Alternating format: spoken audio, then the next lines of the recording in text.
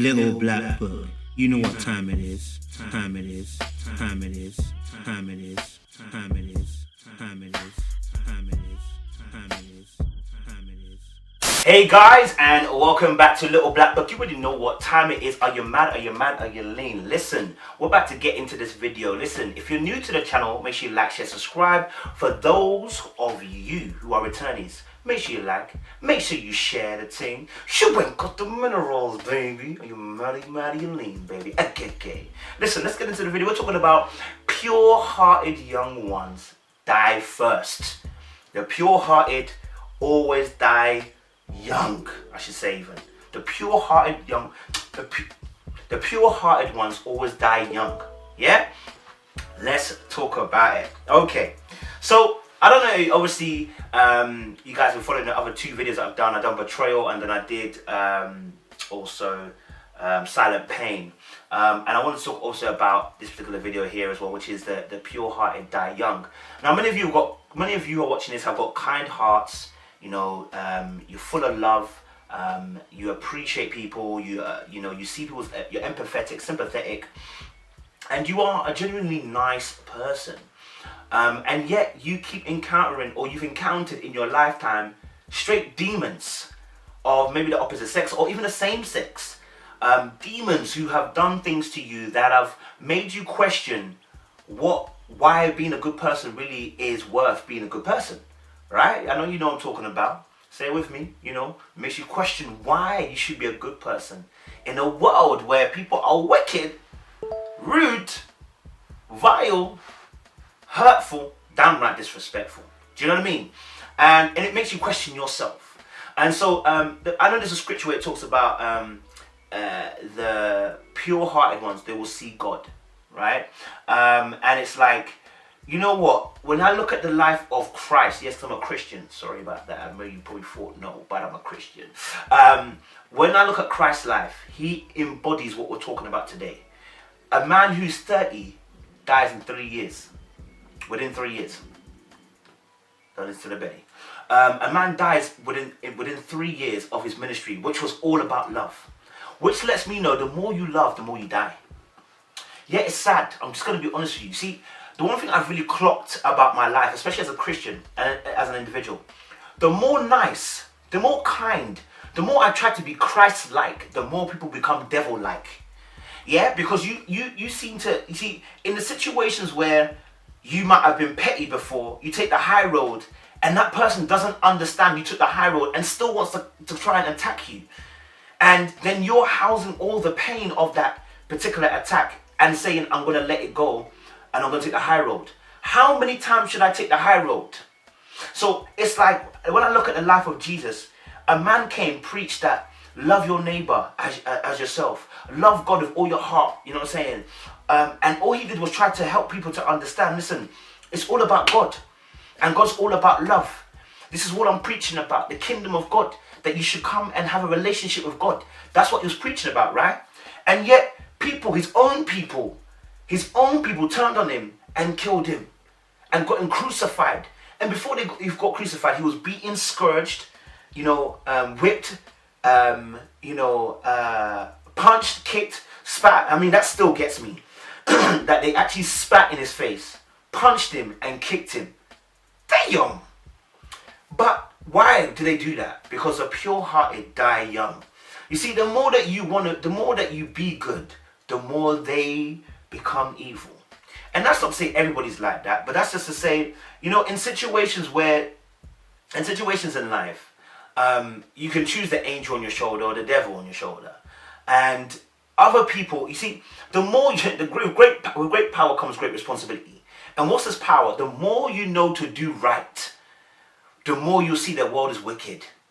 And that's why Solomon said that, the more that his wisdom increases, it's also misery. There's a reason why, because as the more you begin to understand and deep things and start to see this is not the right behavior. For instance, if you were once petty, right? If someone used to cuss you and you'd cuss them back, you'd feel happy and validated when you cuss them back. Suck your mum, suck your dad, suck your 10 toes, and suck your... Do you know what I mean? You might cuss someone back like that, yeah? Now when someone cusses you, you're like, do you know what? I'm above this now. I'm not going to do this no more. But you're still hearing the insults, and it's coming. Totally. And the more, because you've begun to understand that's not profitable for me. But the more you understand, the more you must behave in the way that you understand, right? And that's the pain. Because the more that you're understanding, people may not be progressing in that understanding alongside you. And so therefore, you're always in contention. Yeah? Sometimes things happen at work, sometimes things happen with people. And you know what? The thought comes to your head, this is a Christ-like behavior. But nah, if I be that way, you're going to take advantage. Do you see? Because that's what they did to Jesus. They did take advantage of Jesus. It's just absolute truth. Like when people say, look, people will take advantage of you. The more kind-hearted you are, the more people are going to take advantage of you. So it's important to surround yourself with people who are just as kind-hearted. Because there are bastards out in that world, and I use the bastards strongly as the biblical bastards. Yeah? Those who behave in a way that, fam, is just ridiculous. Because they see that kind-heartedness as a weakness. Right? They see you as a lamb, not realizing the lamb had to go to the slaughter to die for everybody.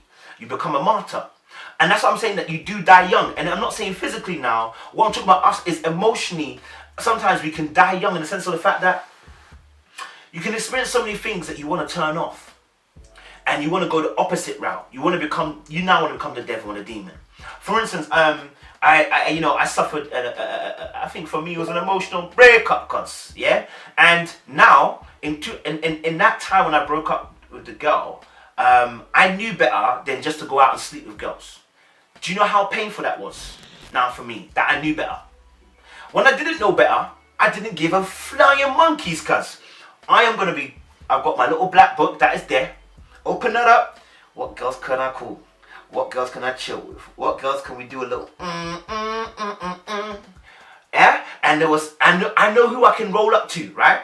And that would ease my pain along the way, yeah? I will take some painkillers until it gets better. Do you understand? So, because I knew better, I couldn't do that. And then I felt trapped in the fact that I couldn't do that. And now I actually have to face the demon, which is what? Me. I now have to face the demon of the situation, also the fact that we don't wrestle against flesh and blood. And do you know how painful that is? To understand that you don't wrestle against flesh and blood. That's freaking painful. If you've always got to put it down to, nah, the person said that because, you know, the enemy was working behind them to try and get at me. It's annoying to get that. At points you want to say to yourself, no, you're a dickhead. No, straight up, you're a dickhead. Yeah? You're a chief. You're a pagan. I don't care. But if you're to always look at it as, actually, the enemy was using you. And you know what? I forgive. It's hard to be in that place. But because you know better, you have to end up behaving that way. And one thing I'll say is about being kind-hearted is, one thing about being kind-hearted is, it's your nature and you can't change it. See, Christ, yeah, Christ couldn't stop being love. He just couldn't. Even when they were slapping, kicking, punching him, even when his friend betrayed him, yeah, even when people didn't believe in him, he still continued the way he was going on. He still continued to be kind-hearted. Why? It is his nature. It is your nature to be kind-hearted. The moment you become a devil, the moment you try to change your nature, you actually betray yourself, number one. Number two, you actually hurt yourself because that's not who you are. You're naturally a kind-hearted person. You can't stop being that person. Do you get it? Can't stop being that person. And do you know what? One of the things that reminds me of is being in school. I don't know if any of you don't remember this. Being in school and let's say you're the good kid, right? And let's say there's a bad kid in the class. The bad kid has been talking all lesson. Teacher tells him off, say, listen, stop. But he's getting a mad amount of chances. You talk once. Teacher says, I need you to get out. Sorry. Hold on a minute. Are we now rewarding the bad guy for being bad, but punishing me when I've done one thing? The kind-hearted die what? Young. You see, the more that you be good, the more that the world takes advantage of your goodness. Do you get it? Like, I remember even being in a situation and one girl said to me, do you know what? I just never thought that you were suffering because you're always so selfless. What? Do you not think, you know what I mean? Because you're always being so selfless. Yeah, after a while, do you not think that you should also be selfless too? No, because the person hasn't caught that revelation. Deep it, and it's not in their nature. You have to understand that the more kind you are, the quicker you die. The quicker you die. You know what? I would say this though. I said all the naughty bad things about being kind-hearted and dying young. But one thing I would say about, you know, being someone who's kind-hearted is that you are very empathetic and you are important to people who have gone through struggles and strife in life, because you are able to understand their pain and understand it from their point of view, and not to override them when they're expressing their pain. You know, even when I was going through my emotional and financial turmoil of betrayal by the people, I tried to look at it as, how do they feel? Why would they do what they do? I tried to put myself in their shoes. And that's the positive and the negative, in the sense of, you put yourself in their shoes and you try and you forgive them, you know, being God-like, being Christ-like. But then the alternative is obviously putting yourself in their shoes and they're going to get away with it again. And so it becomes a very painful situation. Belly, if you don't relax yourself. So, you know that's the beauty of being kind-hearted. You're empathetic. You understand people's emotions. You will do for others what others wouldn't normally do for you. You're willing to go the extra mile. The Bible says, obviously, go the extra mile. It's like you go the extra mile for people, even though they potentially wouldn't go for you, because you would wish somebody would do that for you, right? And that extra mile means your feet are aching when you go the extra mile. Your feet are tired, but you go the extra mile. Your hands are tired of carrying your own bags, but you're carrying your bags and their bags, and you're still going the extra mile, but you're doing it because you wish someone would do it for you. You have a capacity for pain, in the sense of you're able to in-house pain for people so that they can actually be free. Yeah? And this is Christ-like behavior, because that's what Christ did. He housed our pain, took on sin. He who knew no sin became sin, right? Took on sin, we should even say, right? So that we then could have a relationship with God. Freedom. You taking on people's pain and housing it for them means they have freedom. You might not have someone to dump onto, but that is the truth.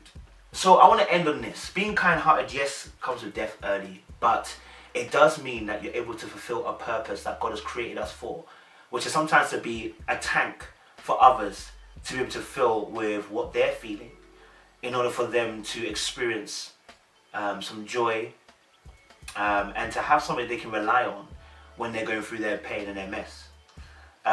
Oftentimes people take advantage of your kind-heartedness because they've been taken advantage of by someone else, and they've seen you as an easier target and take advantage of you too. Just as been done to them, they do to you. Someone's got to break the chain. That's got to be you. And that's just the way the cookie crumbles. So guys, I hope you like what I did. You know, I would say this again, you know, go and pray after this. Go and speak to God about this after this. Don't just let it be. I mean, let us know down below. I mean, if you're a kind person, let us know your story. Let us know your thoughts. Comment down below and let us know your viewpoint is as well. So guys, make sure you like, share, subscribe if you're new to the channel. For those who are returnees, you ain't got the minerals. Make sure you like and share, baby. We're trying to go to 2020 with a mad thing. You get me?